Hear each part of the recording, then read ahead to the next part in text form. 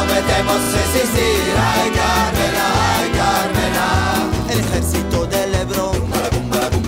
Est-ce que c'est la conséquence de mai 68 ou autre, où il était interdit d'interdire? En fait, chacun réclame ses droits, mais personne ne proclame ses devoirs. Et on voit bien que c'est la limite de toutes ces grandes manifestations de rue, c'est qu'il y a une expression forte d'un rejet, une soif de renouveau, mais pour aller vers où? Ça ressort pas clairement. Et d'ailleurs, il n'y a pas dans ces mouvements des leaders qui émergent. C'est bien des difficultés de la Tunisie où je vais, c'est qu'aujourd'hui, il n'y a pas une personne de l'opposition qui cristallise, qui rassemble un Nelson Mandela qui soit une figure de proue.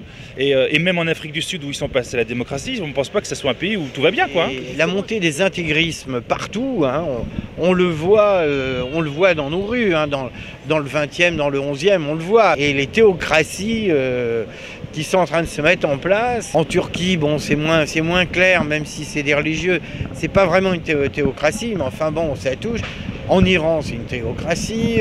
Merde, ras-le-bol. Moi, ce que je trouve intéressant dans ces derniers mois, c'est comment ça s'est passé en Islande.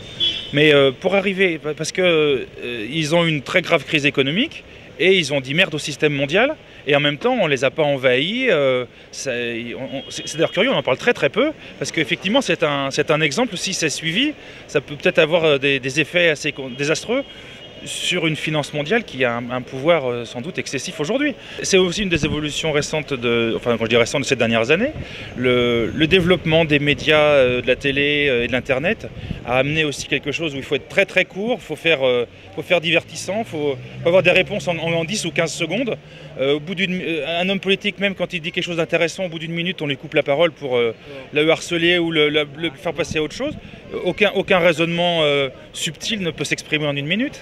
C'est pas parce que tout le monde s'exprime et qu'une voix égale une autre, qui est le principe de base de la démocratie, qu'il n'y a pas des gens qui ont une qualité de profondeur de pensée, de réflexion ou de capacité d'entraînement, et c'est pas donné à tout le monde. Si on va vers l'anarchie, où on dit chacun est maître de soi, et ça suppose une très grande discipline individuelle. Parce que, regardez là, les bouteilles, les canettes de bière et les cartons jetés par terre, moi ça m'offense.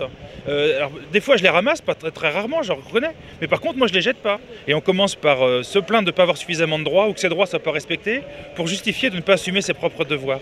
C'est beau ça. On va rester là-dessus parce que c'est magnifique. Merci beaucoup en tout cas.